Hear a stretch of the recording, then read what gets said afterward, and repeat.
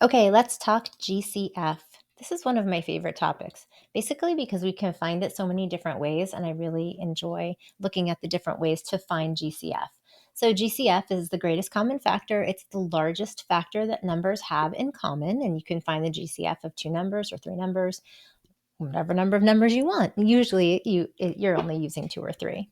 And GCF is typically used in simplifying fractions and ratios, factoring expressions, and you can apply that in word problems as well. I'm just going to move this up a little bit. There we go. Okay, so we're going to look at finding the GCF of 18 and 54. And I'm going to choose something that has larger numbers basically to show why I like certain methods more or less than others. All right, so the first method is listing the factors. So we want to think about all the numbers that 18 and 54 can be divided by. So I like to go in order, 1 and at the other end would be 18. We want all of our factors to have a partner. So 1 and 18, 2 and 9, and I'm spreading these out a little bit too far, and 3 and 6. 3 and 6.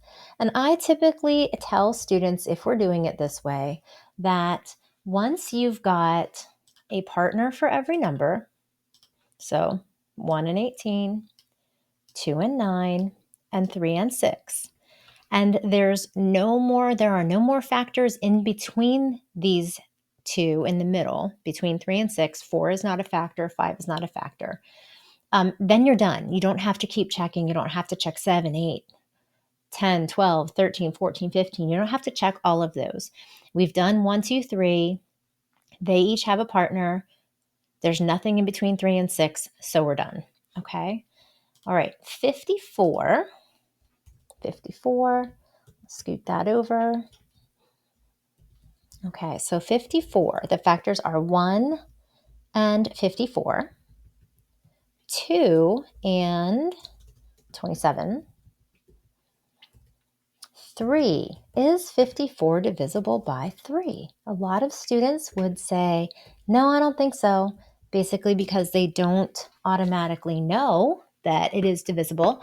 However, if you think about divisibility rules, and if you're not familiar with divisibility rules or you don't think about them very often, the divisibility rule to check a number to see if it is divisible by 3 is if you add up the digits in the number. So we add up 5 and 4, that equals 9.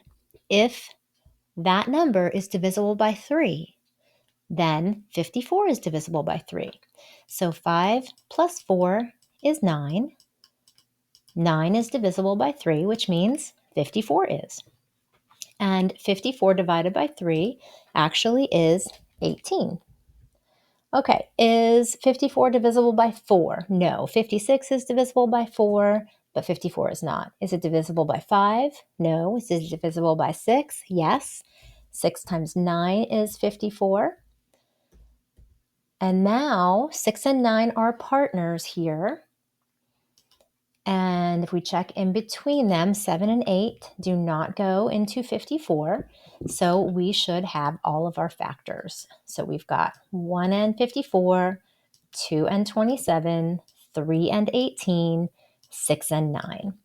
Now, our GCF is going to be the greatest number that these lists have in common. And it is, in fact, 18. So the GCF is 18.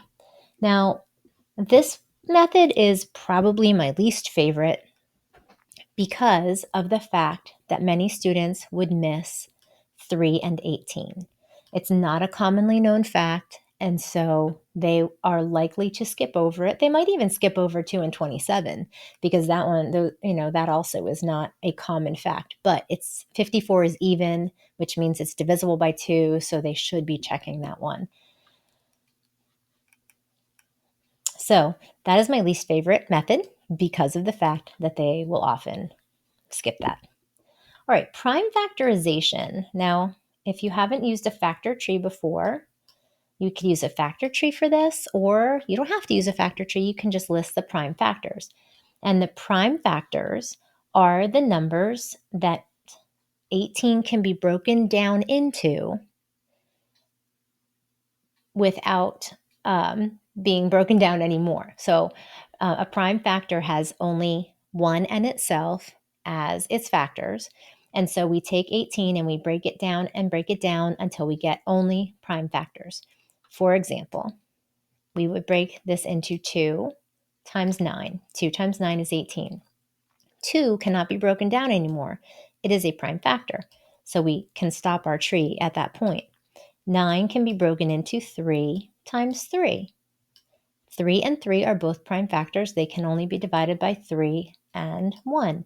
So the prime factor here, prime factorization of 18, is 2 times 3 times 3.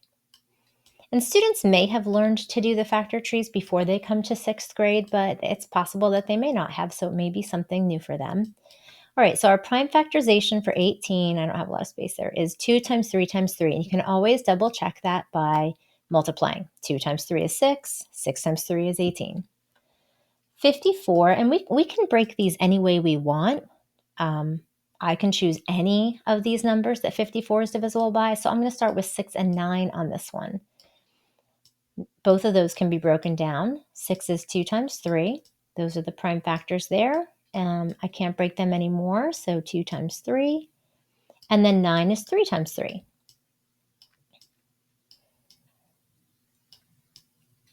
Can't break those anymore. So the prime factorization of 54 is 2 times 3 times 3 times 3. Oopsie, that's a 3. Okay, so how do we use this to find our greatest common factor? Well, if we take all of the factors that they have in common and multiply them together, that gives us our greatest common factor. So they have the 2 in common and these 3's in common. And then 54 has an extra 3, so we won't count that. So 2, 3, and 3, what they have in common is 2 times 3 times 3, which is 18. One thing I like about the prime factorization is that it does break the numbers down into their prime factors, and it allows students to see what those numbers have in common. Like, how do we get to 18 in the first place? We get to 18 because these have a 2, and 2 3's in their factors, and that's what they have in common, and that's how we get the greatest common factors by combining those. So I like that one a lot because it shows number relationships. Ladder method is my absolute favorite. Now I'm going to run out of room for this probably, but I'll scooch it over here. So for the ladder method, and some people call this like the upside down birthday cake or something like that, but I learned it as the ladder diagram. I never learned it as a student. I only learned it as a teacher.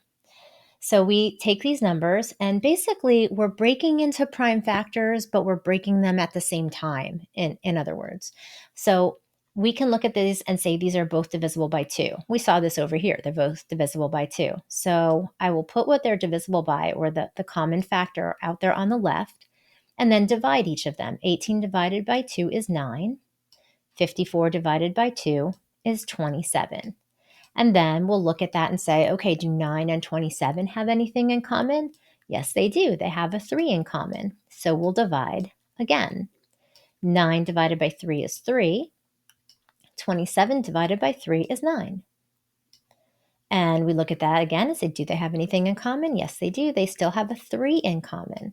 So we put the 3 out here. 3 divided by 3 is 1.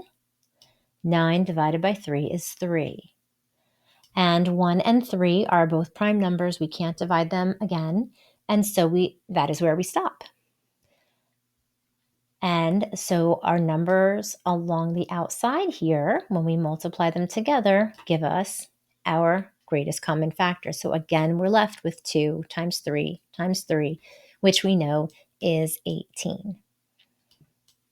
And one of the reasons I love this one is because we can also use the ladder method for least common multiple, which we'll look at. But again, we're seeing on the left what they have in common. And then at the bottom, we're seeing what factors they do not have in common. So again, it's kind of showing relationships between numbers, which I think really, really helps students. And breaking it down in this way helps them learn some of their math facts that they didn't necessarily know before and learn how those numbers are related to each other. So that is finding greatest common factor. You've got listing the factors, using the prime factorization, and using the ladder method. Let me know if you have questions.